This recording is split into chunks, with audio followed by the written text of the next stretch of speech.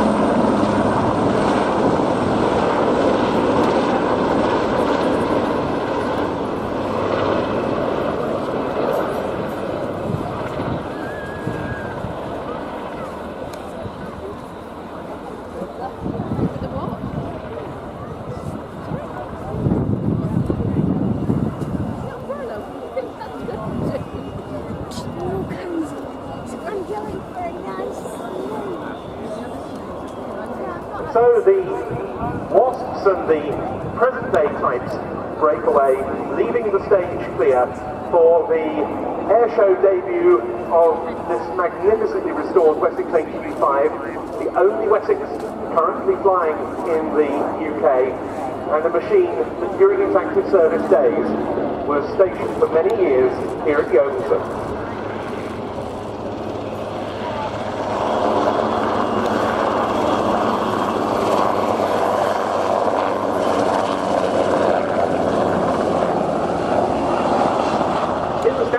Here also from historic helicopters. You can see their bright yellow ex-Royal Air Force Search and Rescue Whirlwind HAR-10. Well, just as Westland licence built the Sikorsky S-55 as the Whirlwind, so it did the later Sikorsky S-58 as the Wessex.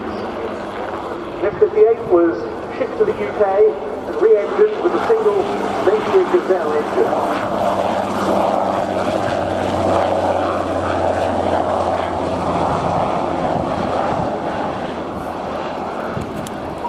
First flew in that form in May 1957, and the first Westland-built Wessex followed in June 1958.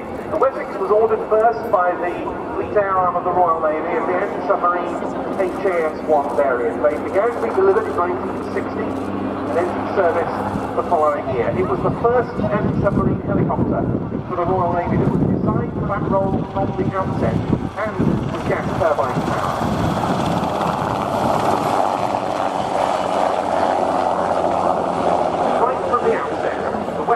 HAS1 gave Royal Navy anti-submarine warfare capabilities a huge boost, significantly in the night and all-weather regime. It had a larger payload and all-round superior performance for the Whirlwind this evening.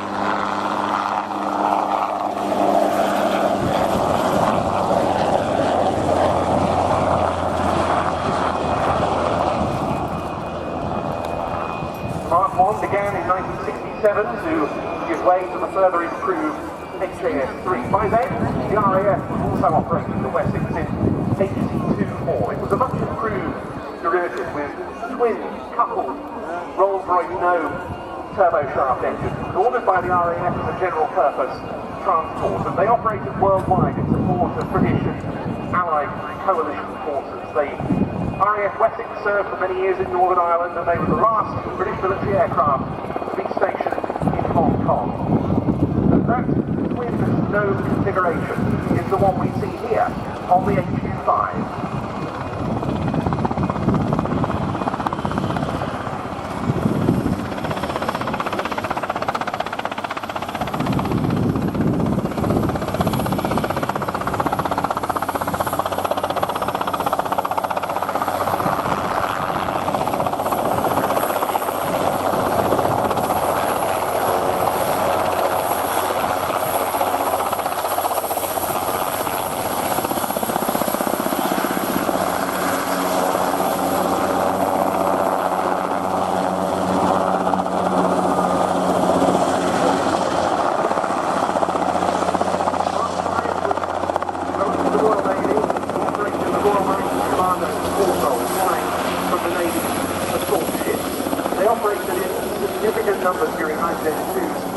Portland campaign. Good morning, Special Forces members of the Special Air Service and the Plane Service.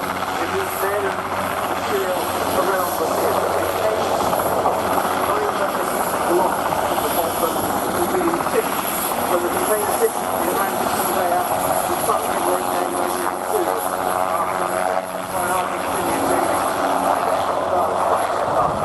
Direct receptor file.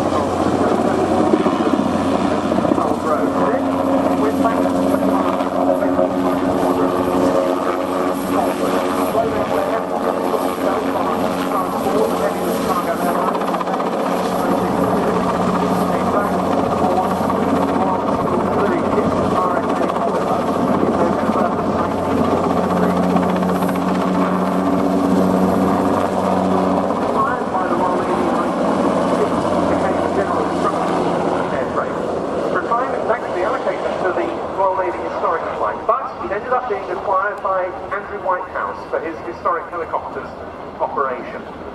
The restoration in total, Andrew was telling me, lasted in excess of 14,000 hours. It flew again on the 15th of February this year from historic helicopters based near Crewkerne.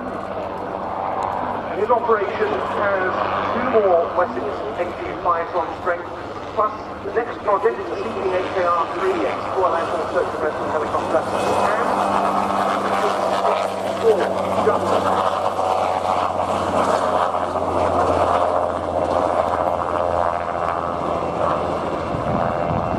they will join the Whirlwind and the Wessex, the 2 currently airworthy examples. And what a nostalgic sight for Shannon took part in a British flying programme. They're going to be taking off to go and hold the Skimming formation prior to their sequence a little later on. And these 3 aircraft are all together under the umbrella of an organisation called RNAS, which I'll tell you more about when they display, almost a French equivalent, as it were, of our own Navy wings. So, on the roll first, the Laurent Saunier MS-760 Tabby and the very distinctive detailed Cougar CM-175 jet ship.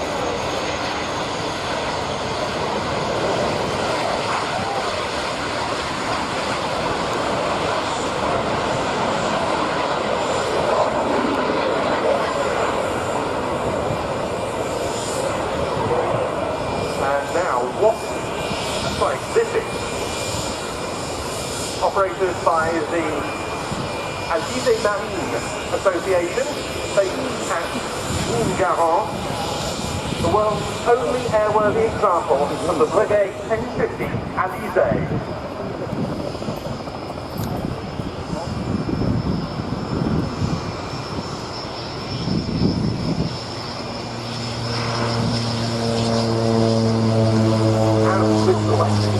What a machine! And the now quite rare sound accompanying it of the Rolls-Royce Dart turboprop engine that powers such famous airliners as the Vickers Viscount and the Fokker F-27 French. But now, by contrast to that, another very special moment. Yeovilton has, over the years, seen at its air days representatives on regular occasions of the very latest in cutting-edge fleet air arm air power. We think that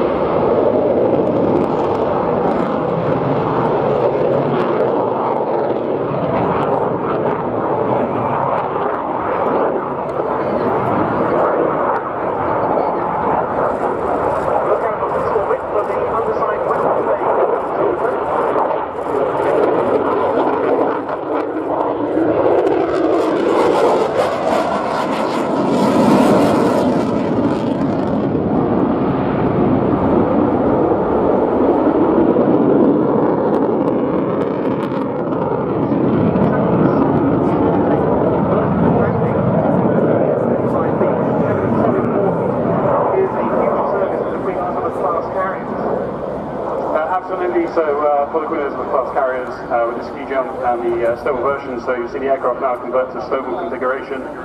Again, to really highlight how easy this jet is to fly. The conversion between conventional and stable modes is just the press of a button and nothing else. The jet handles everything, converts into its stable mode, and the jet continues to fly completely as a normal aeroplane would.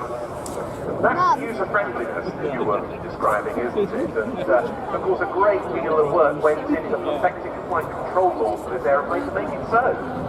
Absolutely, as I said, so it's always conventional controls for the aircraft. So you'll see the Harrier later on, which has a lot of balance between nozzles and engine.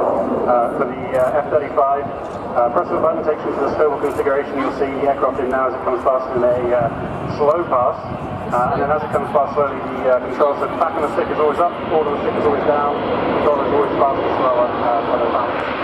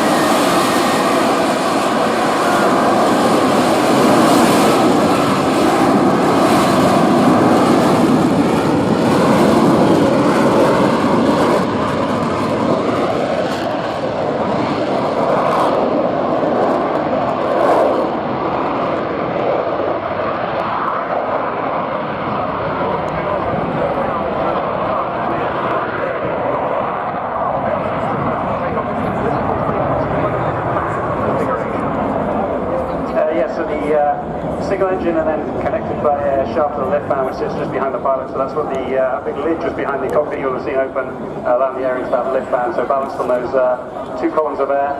And then again with the flight control system, really cannot overemphasize how easy it is to fly. And then coming into the hover, once it's in a stable hover, the jet's really doing everything, and you can take your hands off, close your eyes, and it'll sit there till it runs out of fuel.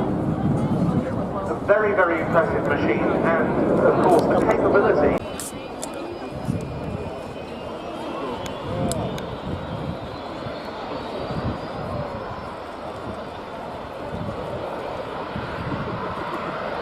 As Rob was saying, we will of course later on be seeing the Harrier in action, courtesy of the AV-8B model from the Spanish Navy, and the contrast that Rob mentioned between the modes of vertical flight really what we want to take great interest on. On the roll now, our next display light is the British Aircraft Corporation Strike Masters.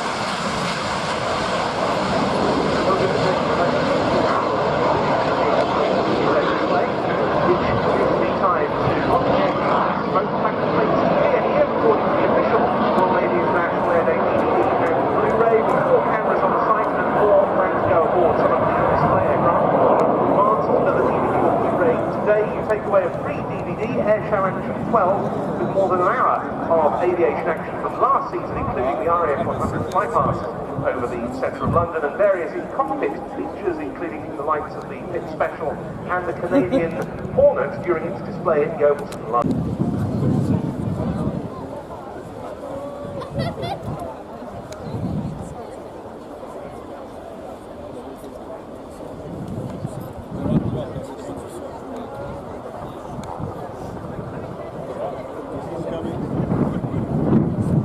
So look out to the right, running in, the two BAC Strike Masters.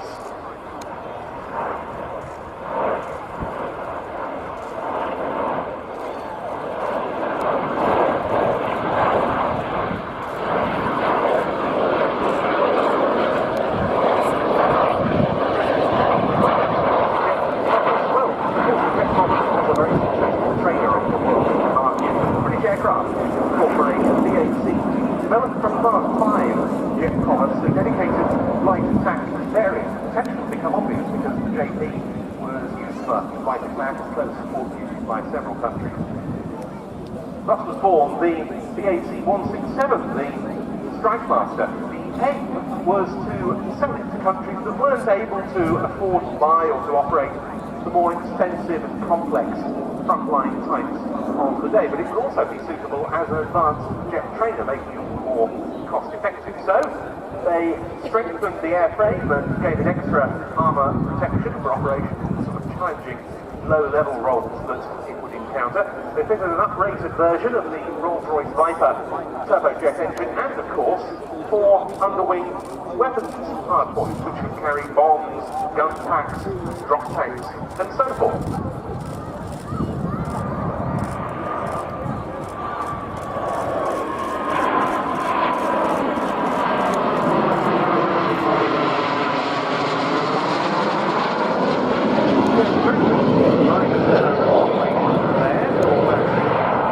Before they go into a manoeuvre that, for obvious reasons, they call the Twister.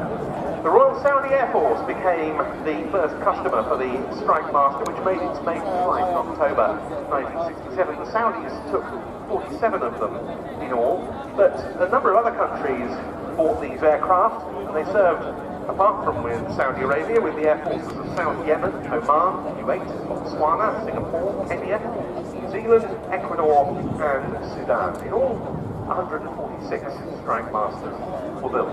The Ecuadorians, the South Yemenis, and particularly the Omanis went to war in these aeroplanes, and the Sultan of Oman's Air Force, as it was then, Strike Masters, were very heavily engaged in something called the Dhofar Rebellion, a conflict in which communist-backed rebel forces, known locally as the Adu, meaning the enemy, were trying to take over the Dhofar province of Oman from the control of the Sultanate.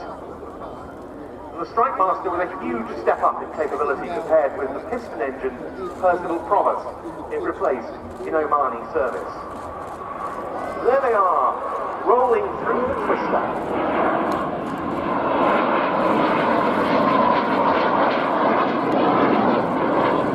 The jet-powered Strike Master was much quicker than the piston engine Provost, so it could arrive on station to support ground troops much more rapidly, and of course it had far more potent armament.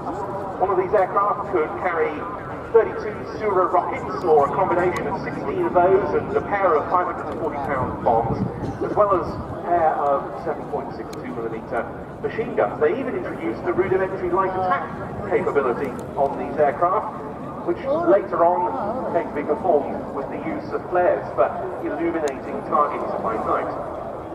Quite apart from anything else, the introduction of the Strike Master jet had a major demoralizing effect on the enemy forces in Dhofar. In towards us, with nose lights and smoke on, as they get ready for the strikey split.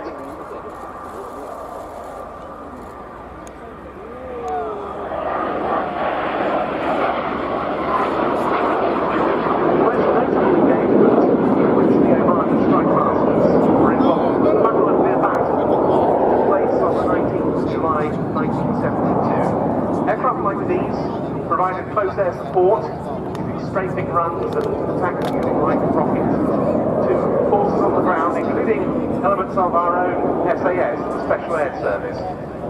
3 Strike Masters were shot down during the course of the whole rebellion. And the 2 aircraft we see on display today recall the extensive combat use of Strike Master by Oman.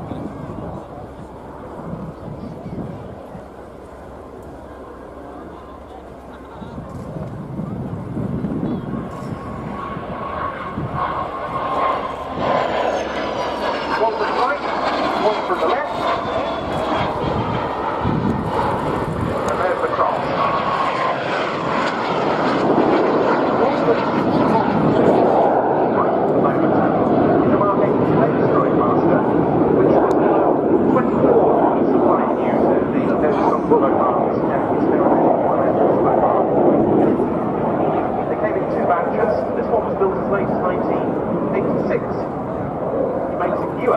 hawks and red arrows that we'll be seeing later.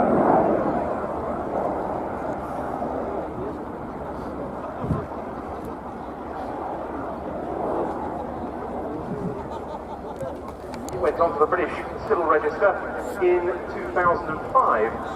Now the other aircraft in the duo, which is the one that's now going to be running in from the right, is ex-Royal Saudi Air Force Strike Master. The fuselage comes from an ex-Saudi Mark 80A.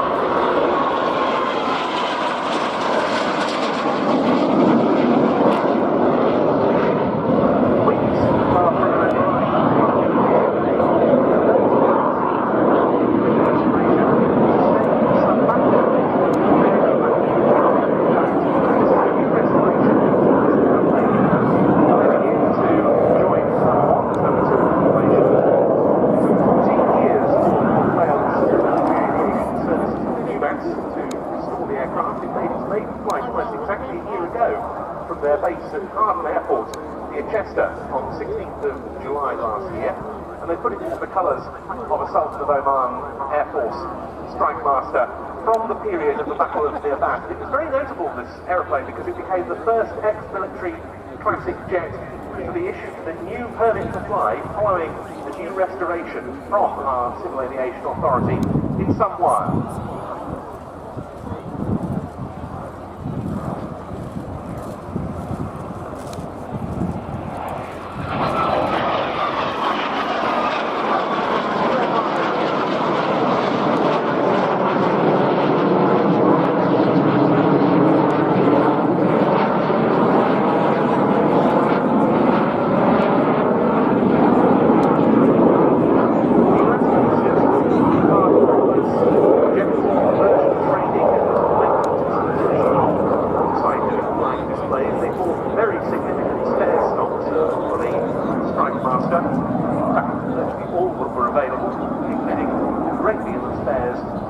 From the Omanis.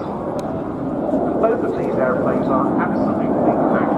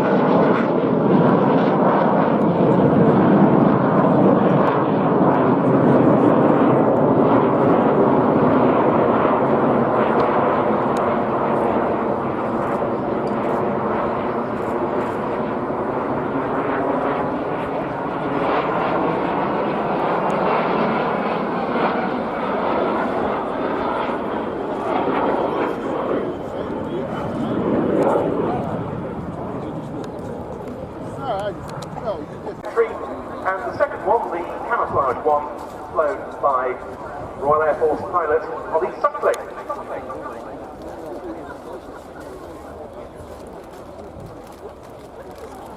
Ladies and gentlemen, just a quick reminder, you have the opportunity to meet some of the pilots from today in Hangar 8. You can meet the crew from the German P3, the pilots of the Jordanian Falcons, Rob Hunt, our own Royal Navy F-35 pilot, and the pilots of the Belgian F-16 display.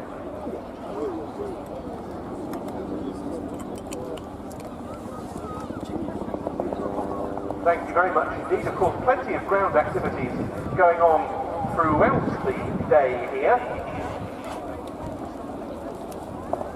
About to start in Hangar 7, another performance by the Yeovilton Military Wives Choir. That will be followed by the HMS Heron Volunteer Band, also in Hangar 7. In Hangar 8, Titan the Robot will be on hand to meet at 12 noon. And in the arena, the field gun demonstration run by personnel stationed here aboard HMS Heron will be taking place in the arena. That's followed in the arena at 12:40 by the band of Her Majesty's Royal Marines from Plymouth. Ollie Suckling, the first of the two Strike Master pilots to land. He's been interested in classic jets for a long time. It's always good to bring new blood onto the display scene, and Ollie is certainly evidence of that. in over the threshold following completing another very professional, very smooth performance indeed. Mark Petrie bringing to a close the display by the two VAC Strike Masters.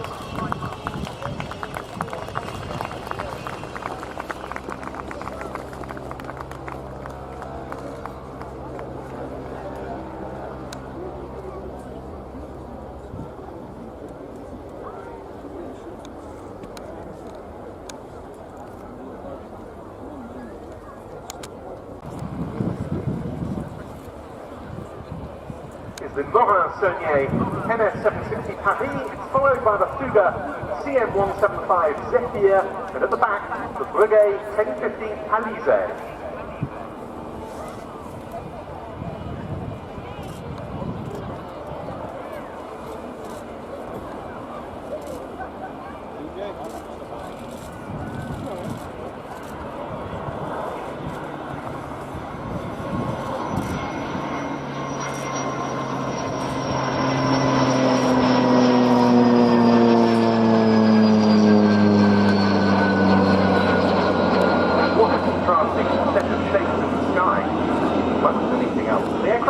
In the lead, the Paris, a product of a manufacturer that's as famous and as revered in France as, for example, de Havilland is in the UK. Morin-Saunier, company set up by Léon and Robert Morin and Raymond Saunier, well known for its aircraft from the very earliest years of powered flight in the pre-World War I period, then for a series of famous combat training flights through World War I, the Armée de l'Air. That requirement was met by the Fugger Magister, but Morin-Saunier decided to develop that design as a forcing transport and communications aircraft, with the idea of it finding both military and civil customers, and the result, the MS760 Paris, leads the formation through once again.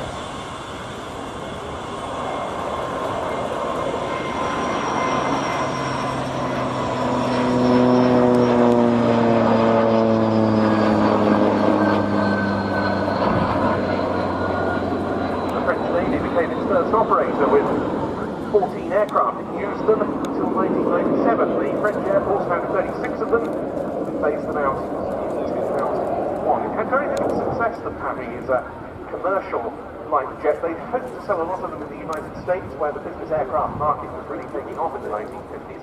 That came virtually to nothing, though Frank Sinatra is believed to have owned one at one time.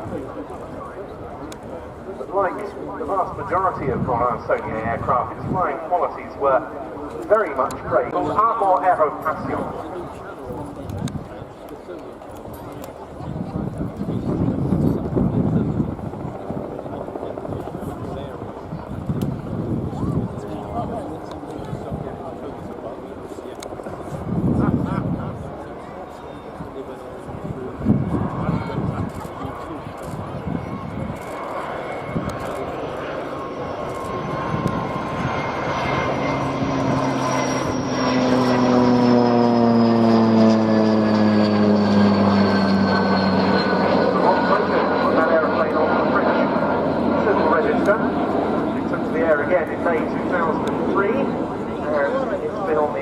Circuit ever since.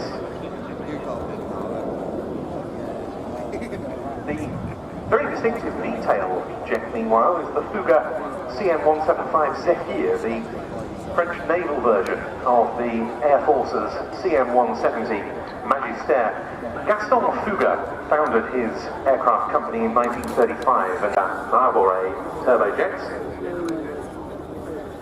which made its first flight in 1952 and was ordered into production in quantity for the French Air Force. It's extremely popular with its pilots due to its delightful handling, proved effective lead-in to the frontline jets of the day. The Magister became most famous as the mount from 1964 until the early 80s of the French Air Force aerobatic team, the Patrouille de France.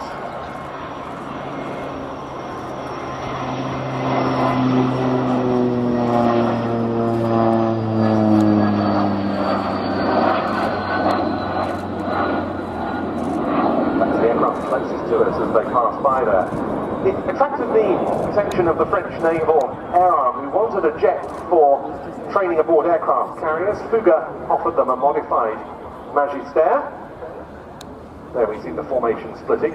They altered the design, they added an arrestor hook, of course, to the bottom of the rear fuselage, and the catapult attachment point beefed up the structure, reinforced the undercarriage, and they gave it sliding canopies which would be open for operations on aircraft carriers to facilitate the pilot's escape because they weren't fitted with ejection seats. There was a strong Royal Navy connection with the testing of the aircraft. It was trialled at the Royal Aircraft Establishment base at Bedford. It was trialled also at the Royal Naval Air Station at Ford, and aboard the Royal Navy carriers HMS Bulwark and HMS Eagle. The name Zephyr, incidentally, that of a type of wind, and it fitted in with the other wind-related names of French Navy aircraft at that time. Among them, the Breguet Alizé, Alizé meaning trade wind.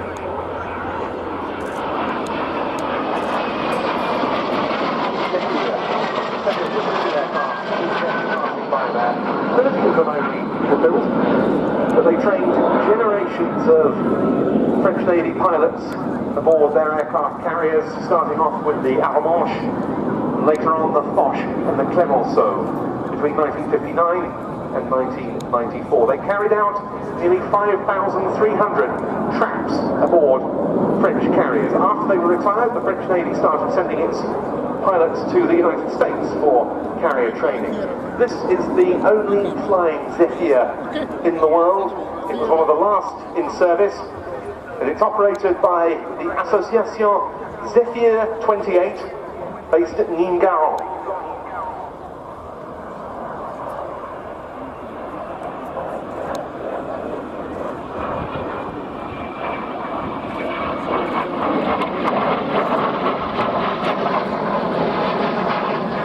As the Duke passed by, orbiting in front of us, the very distinctive Breguet Alizé, only flying example of this type in the world as well, there with its underside weapons bay open.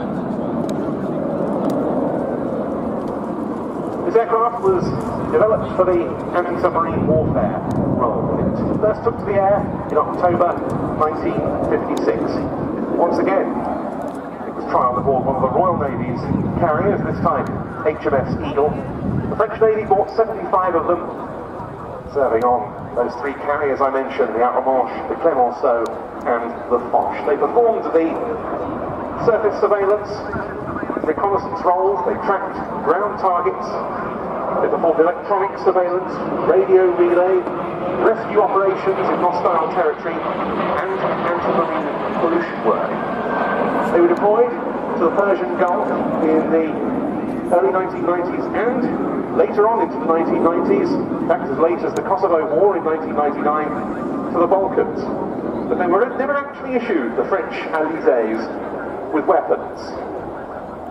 Here it comes in with the undercarriage and the arrestor hook down.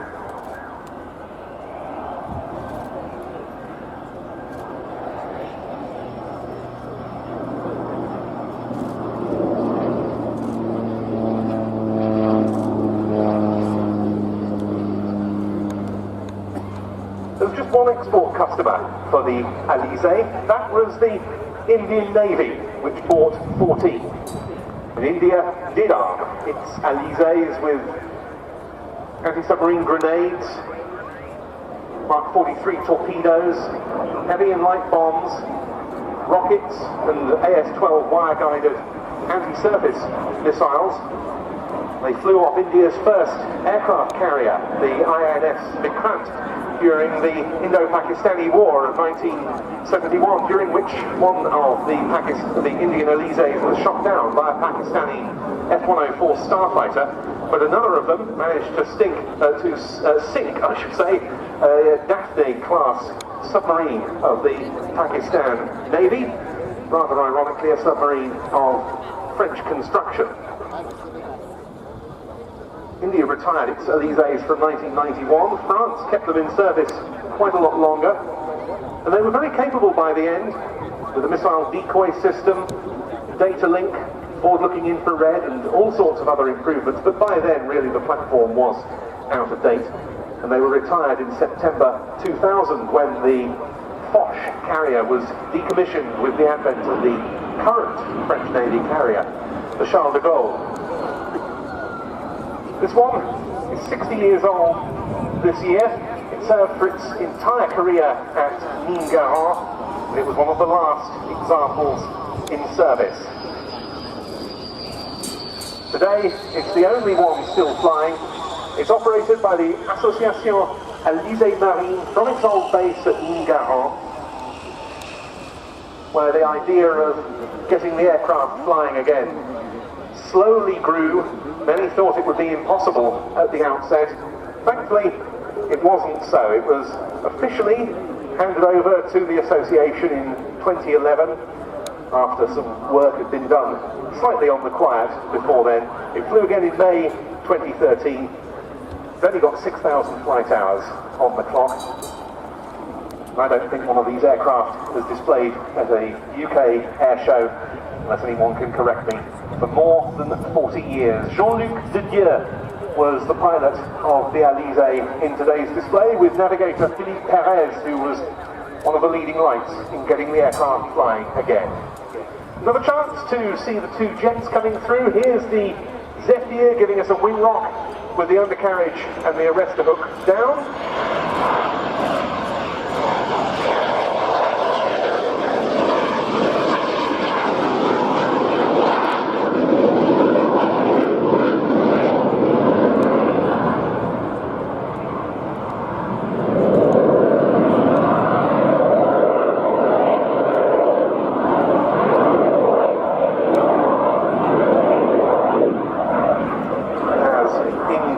The Paris, which also, apart from the French, served with the air forces of Argentina and Brazil. It was built under license in both countries, but this, one of the French-built originals of the MS 760 Paris, from Arbor Aéropassion at Morlaix, flown by Georges Toussaint.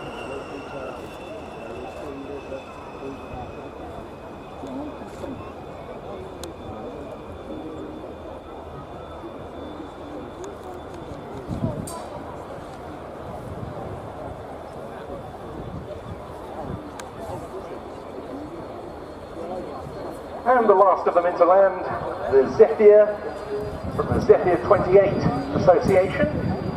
28 being the aircraft serial number, and touching down retired French Navy Admiral Xavier Uday. Absolutely delightful to see those three aircraft on display. I hope they return to Yeovilton many times in the future. That's the contribution from three of the civilian organisations that form part of Cocarde Paris.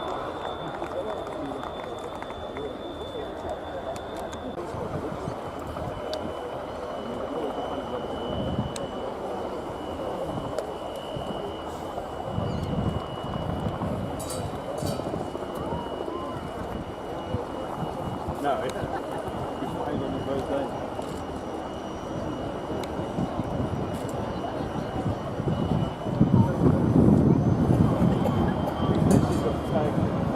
We just want to give a mention to a Yeovilton veteran that's here today, Bill Foster.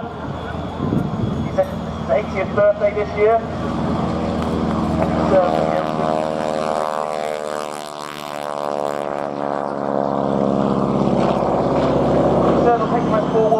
Active duty in Singapore and Borneo, and was also based in Elgin in his early career. He worked on the radar and avionics systems at Yeovilton, and helicopters, fast jets. He was an active member of the gliding club, which he later rejoined when he taught his son, Paul Foster, to fly in his teenage years.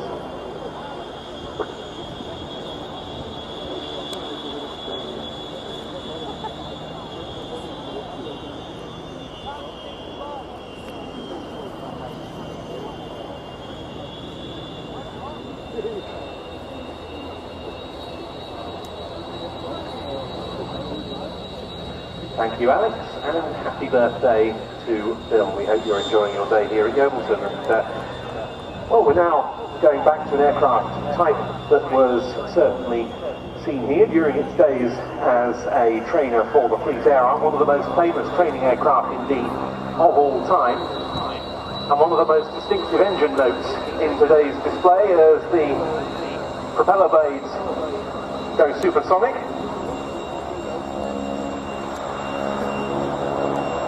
That characteristic rasp of the 600 horsepower Pratt & Whitney Wasp radial engine. But this example, not in the markings of the Royal Navy, but of the US Navy, provided by Anglian Warbirds based at Earl's Cone in Essex.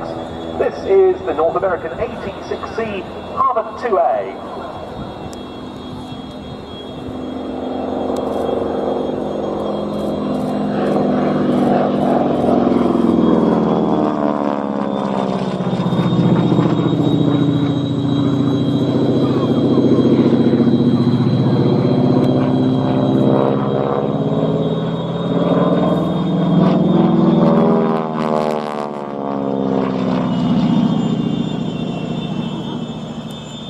Interesting origins, the Harvard. North American Aviation of Dallas, Texas, developed an aircraft they called the BC-1, and it was further developed from there. Production for what was then the US Army Air Corps switched to a version called the AT-6, AT standing for Advanced Trainer.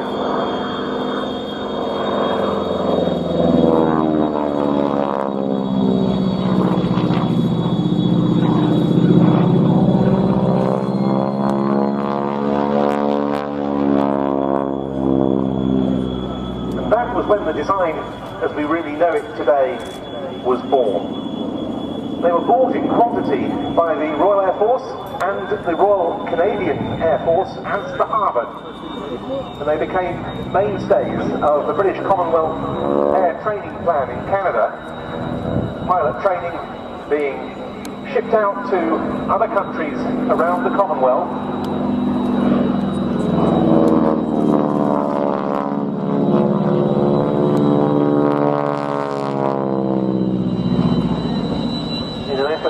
To get that activity away from potential enemy attentions. By the end of 1940, more than 800 Harvards had been delivered to bases around the Empire, and the President of North American Aviation, Dutch Kindleberger, was congratulated by telegram by the Minister of Aircraft Production, Lord Beaverbrook, for exceeding the Harvard production schedule.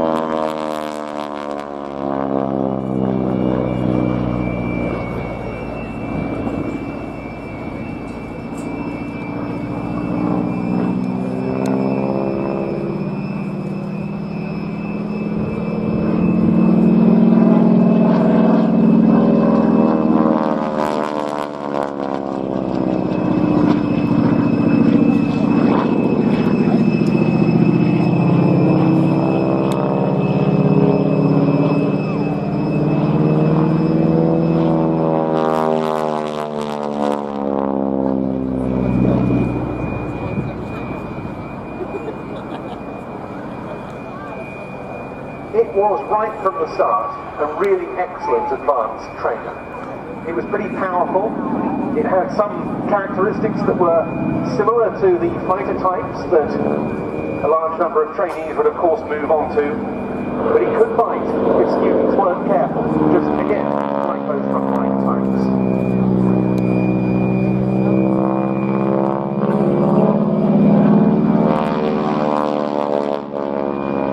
It also shared with them certain characteristics in ground handling that were important for trainees to learn, and it could also be armed with guns, with practice bombs and rockets for armament training. It was a complete training package, and it remains so to this day, because if you're going to go on to fly a warbird like a Hurricane, a Spitfire, a Mustang, or a Sea Fury, we have to say, given that we're at Yeovilton, this is one of the aircraft that you would train on.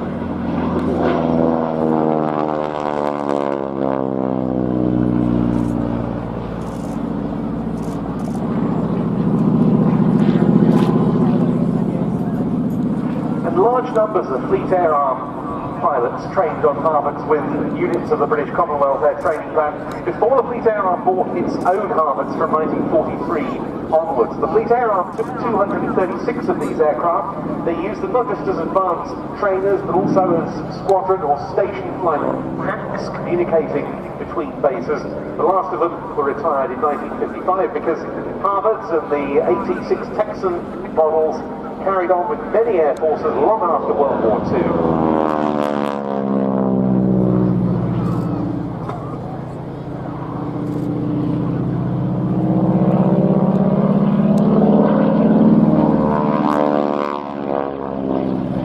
That included frontline roles.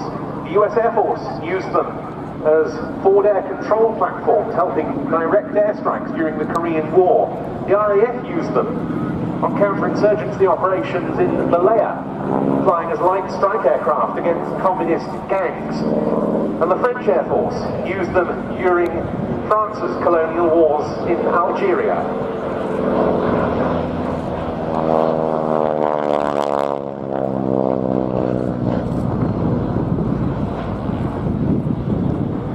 Just short of 15,500 T6s, AT6s, and the Sea Fury pilot, along with Lieutenant Rob Hunt, the F-35 pilot, is currently on hand in the Meet the Pilots area, able to take pictures with you, sign your programs, answer your questions.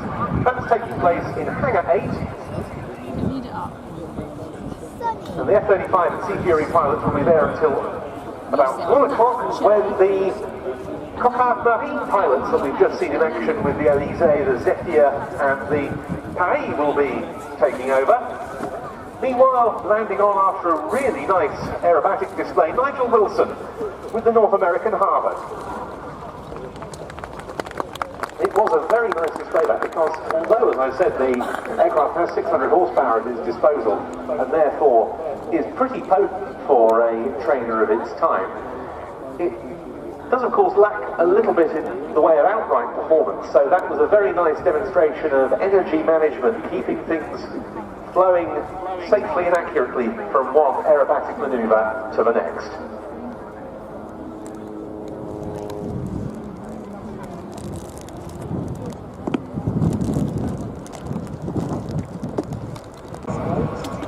We keep the contrasts going in this Royal Navy International Air Day flying programme with another of our international visitors, and a very rare one indeed. We were delighted to welcome the Royal Canadian Air Force to last year's Air Day with their CF-188 ordnance display. Well, now we're going to see some flypasts by one of the air transport mainstays of the Royal Canadian Air Force, rolling now, Lockheed Martin CC-130J Hercules.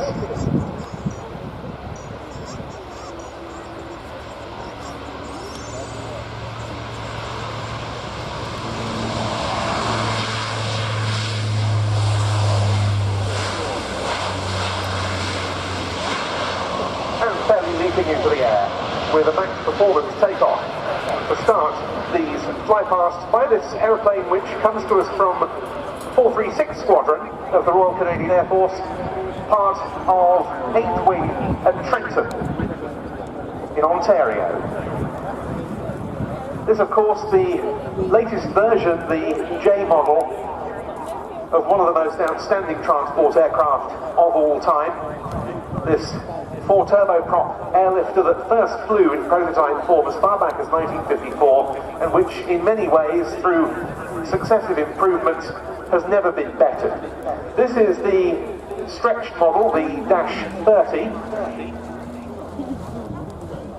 able in this form to carry up to 92 fully equipped combat troops, or 128 non-combat passengers. The Canadians, like so many Hercules operators past and present, use the aircraft for troop transport, tactical airlift, and also for, of course, aircrew training as and when required.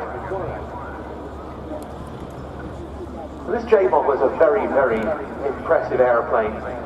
The old Hercules, which are still in service with many air forces and civilian operators around the world, were good enough. Well, the J model is quicker, it has greater capacity, it's longer ranged, and crucially, it also has lower fuel burn. And the takeoff and landing performance is significantly improved, which is very important for the sort of tactical missions that these aircraft perform regularly in combat theatres, but they're just as at home when it comes to flying long-distance strategic missions, as they are flying from unprepared strips of one type or another.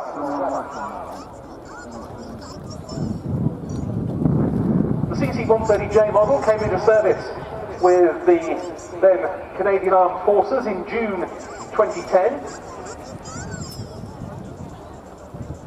starting a fleet of 17 of these aeroplanes, and they're going to be running in, hopefully providing us with a topside pass on the first run from our left.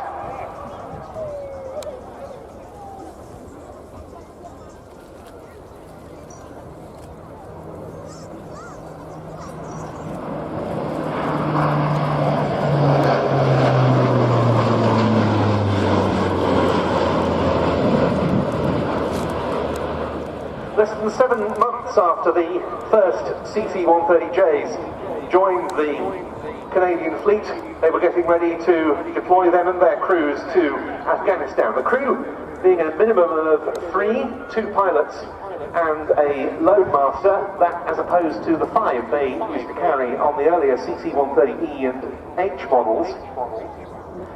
All 17 of the Js are based at 8-Wing Trenton, along with the future Air Mobility Training Centre, with all the equipment and personnel required for operator and maintainer training on these aeroplanes. And of course they take part regularly in deployments around the world. Afghanistan is one example, but the Canadian Hercules also have some very specialised tasks to perform in service with their particular operator. Every year they are involved in Operation Box Top, delivering fuel and supplies to the very remote Canadian Forces Alert Station at Nunavut. And with such a huge amount of territory to cover, the Hercules is an invaluable asset. Another regular commitment, Operation Nanook, transporting supplies and equipment as part of the Canadian Forces' sovereignty protection efforts in Canada's far north. And they're also still engaged in rather warmer climes in Operation Impact, moving supplies and equipment as part of the global coalition against the so-called Islamic State, or Daesh, in Iraq and Syria.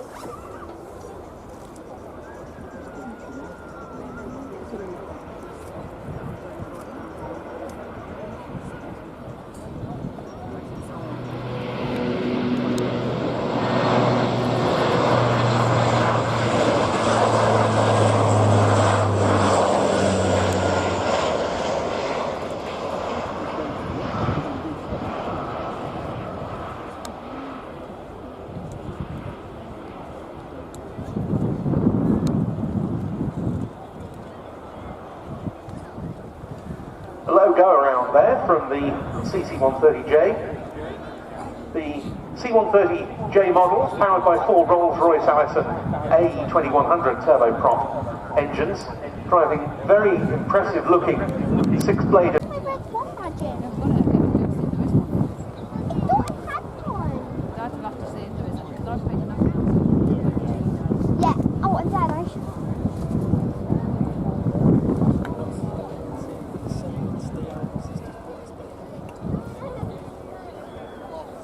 Heading up the flight crew of the CC-130 today, Captains Winston Ernst and Derek Pasma. Also on board, Sergeant Timothy Morris, Master Corporal Corey Barnard and Corporal Nicholas Kendall.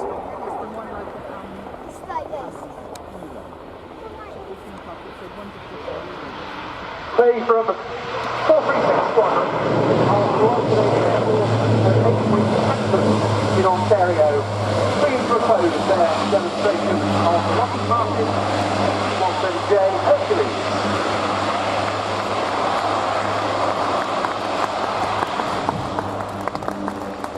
And a very graphic illustration of the short landing capabilities of this latest model Hercules as we see the rear ramp go down on the runway.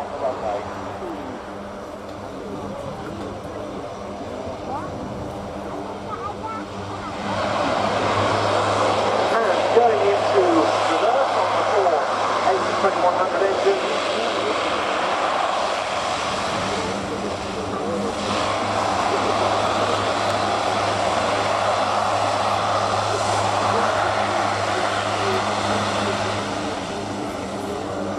And in fact, to make his taxi back to his parking spot on the far side of the airfield that bit easier, they're going to be reversing all the way to the runway threshold.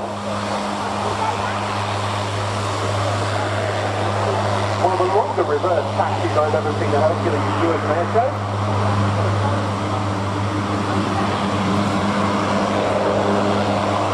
The loadmaster on the rear ramp, no doubt, helping guide them along.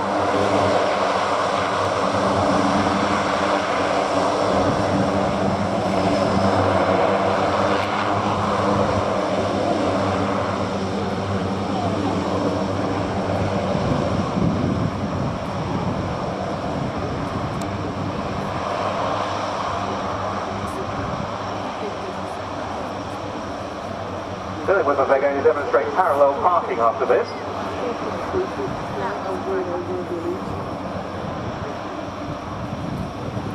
While the Hercules backs up, a quick mention of the fact that the next display we're going to see does involve some very impressive pyrotechnics all the way through, so please don't be alarmed about that. They are all part of the show, but do ready yourselves for the explosions that are going to be taking place just on the far side of the runway.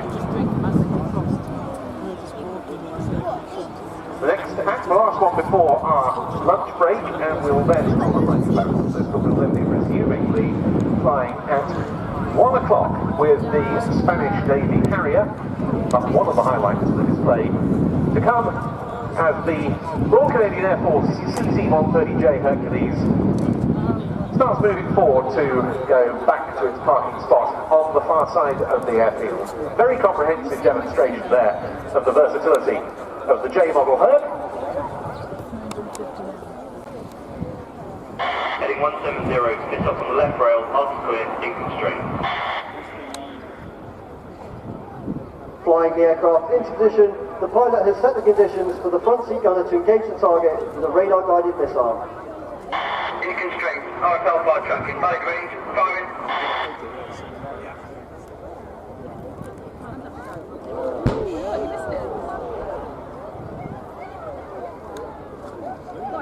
Good effect on target, radar destroyed. Supporting armour and dismount seen, re-attack from the east, rocket to gun. The gunner identifies further enemy vehicles and calls for the pilot to reposition the aircraft for another strike. This time electing for a salvo of rockets, followed by high explosive 30mm cannon rounds.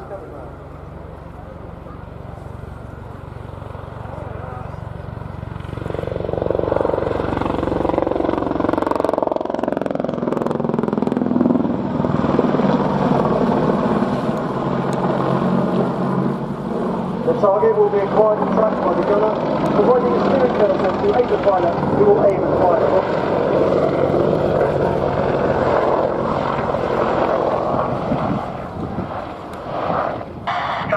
Rocket to gun, active rockets. Go co-op, match and shoot.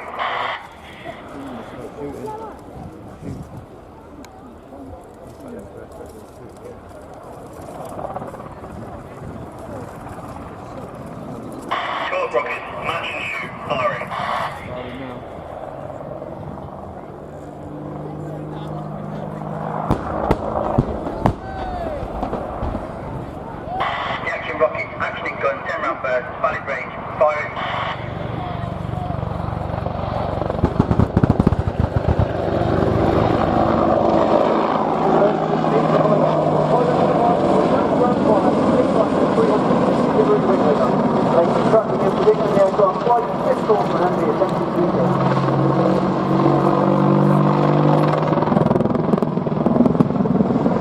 patches, of course, usually operated in pairs and can be teamed with other platforms such as the Wildcat battlefield reconnaissance helicopter, also operated by the Army Air Corps, forming a critical component of the land battle. A wing over is a tactical return to target manoeuvre, flown to rapidly reposition the aircraft back towards a threat.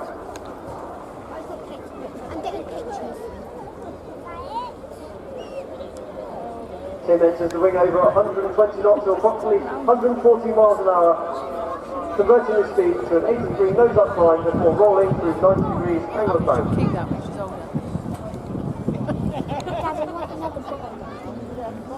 While the front seat conducts a battle damage assessment, he identifies further enemy personnel attempting to engage the aircraft with a shoulder-launched surface-to-air missile.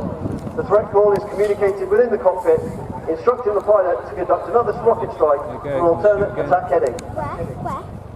Out here somewhere it'll be. Watch. Great, land at 12 o'clock. Clear. Please back to Charlie 6. Over, copy.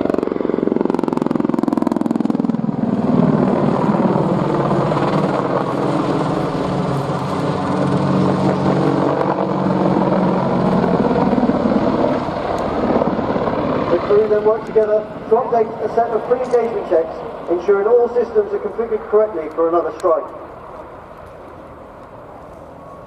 Dad, didn't you? Well recording, arcs clear, clearance is self-defense, acquisition source, Tango 03, target tabs, rocket selected, go co-op. Roger, going co-op, 4 rockets for effect, weapons armed and at. D-slave nav range, match and shoot.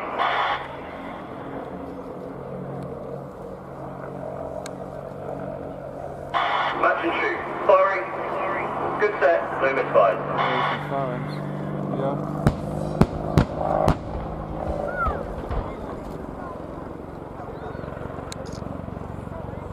With the SAM threat eliminated, the crew can climb into a wheel, circling the target to assess and ensure that decisive effect has been achieved.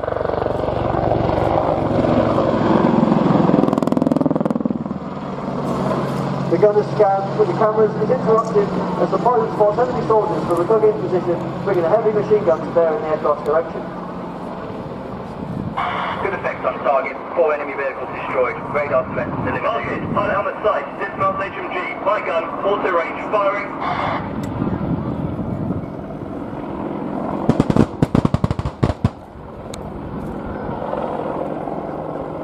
Using his helmet-mounted monocle as a sight, the pilot slaves the gun to his eye line and engages simply by looking at the target and pulling the trigger. Good spot, target round. All targets destroyed, continue mission.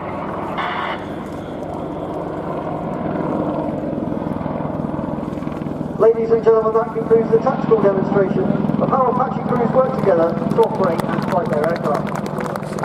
Crews trained to do this in all weathers, by day, by night, and often working at extremely low levels.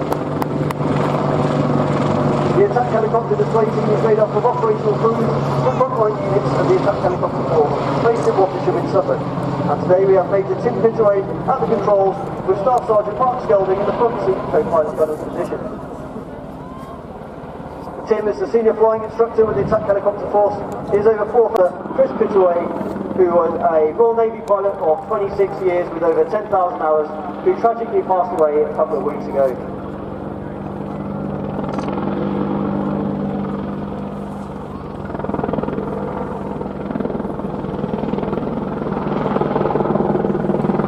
Establishing in the high hover at 800 feet, you can see the Apache's powerful hover performance.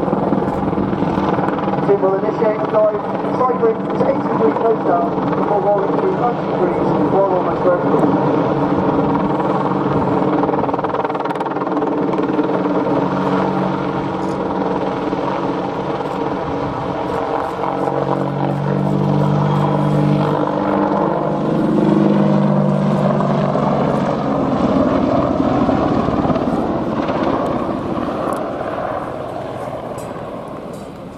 Over is a tactical return to target manoeuvre flown in a manner to use the energy and momentum of the aircraft to bring it quickly into weapons release parameters. Entering another wing over at crowd left into a 70-degree nose-up climb and rolling through 90 degrees. Half cycling is applied to bring the aircraft through and around the turn. A manoeuvre like this in a helicopter requires precise coordination of all 3 primary flight controls, including Tim using his feet to control the large tail rotor balancing the aircraft in flight. Cameras at the ready, ladies and gentlemen, as Tim and Mark return to crowd centre for a close-up look at what we like to call the bunt. The bunt sees the aircraft pitch from 90 degrees nose up to 90 degrees nose down at the highest point of the manoeuvre.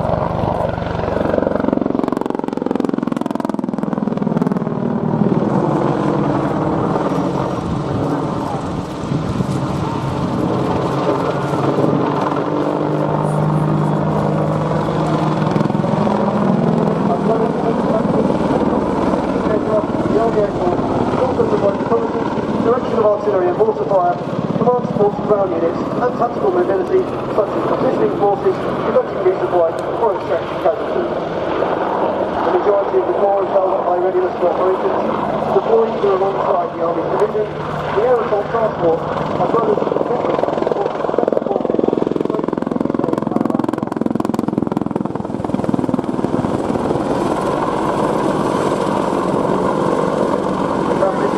Model advantage will ensure that the force continues to operate the best attack helicopter in the world. This officer's update to the long range today is AH-64B Apache Guardian, which is fully integrated with the drones with the new oil making,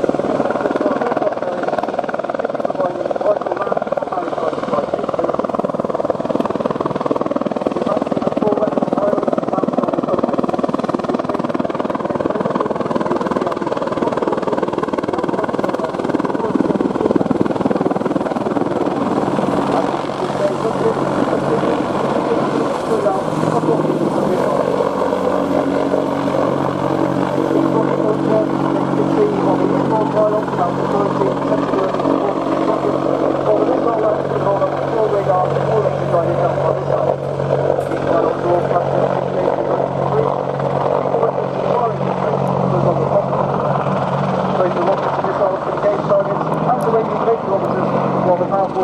Cannon mounted underneath the fuselage to fire high explosive rounds out to beyond 4 kilometres with a sighting rate of 625 rounds a minute.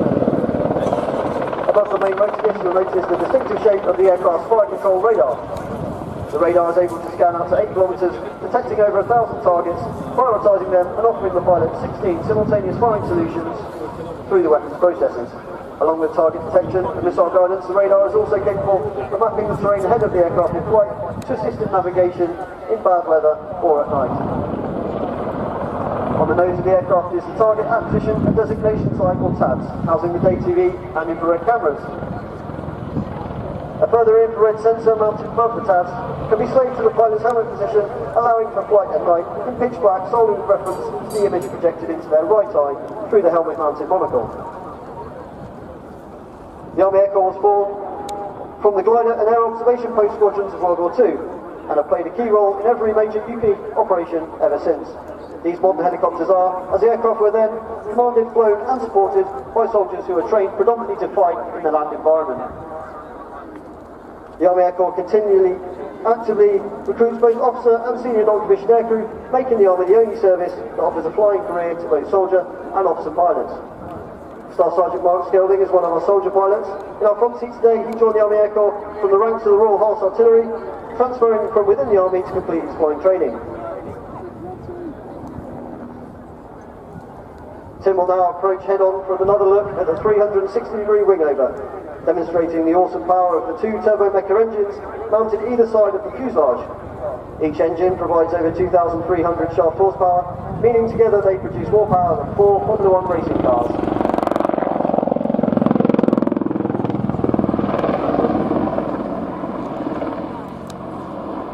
The Apache is capable of flying with just a single engine should it sustain any damage.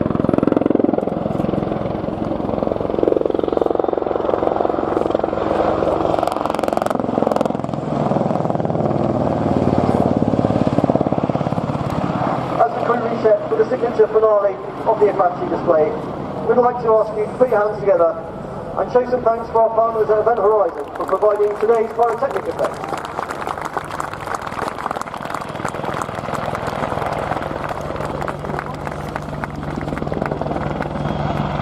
If you're out capturing photographs today, ladies and gentlemen, this may be one that you wish to take home with you, so please do have your cameras at the ready for a final opportunity.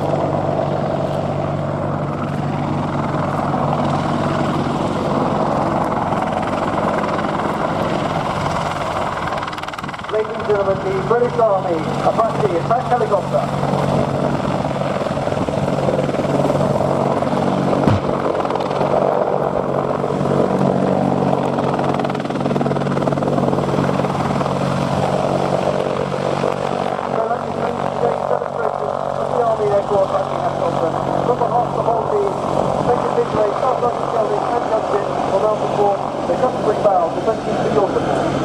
Please do give a wave, put your hands together and show your appreciation for their efforts today.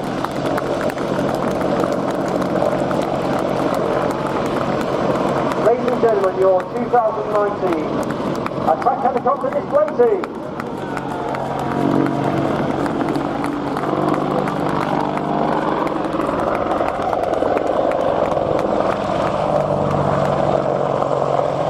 I'd just like to remind you that you can visit us on social media for more team news and upcoming information on displays. Feel free to share your pictures of the day using the hashtag AHDteam. It's appreciated by the team and indeed other followers of the pages. You can find us by searching Facebook and Instagram with Attack Helicopter Display Team or on Twitter at AHDteam. If you'd like to meet today's display pilots, they will be available after they land at the Apache static display. And we wish you an enjoyable rest of the weekend, and as ever, we thank you for your ongoing support for the British Armed Forces. Thank you very much to Captain Dave Steer and the whole of the Attack Helicopter Display Team. A magnificent performance, and another, as Dave was saying, of the items in today's show that help us herald the Queen Elizabeth class aircraft carriers many years to come of global operations aboard those vessels by not just Royal Navy but other UK defence assets. Well, we now have a short gap in proceedings, about 25 minutes to go until the next display item, which will be the Spanish Navy EAV-8B Harrier II at 1 o'clock. But until then, there is, of course, plenty going on around the showground.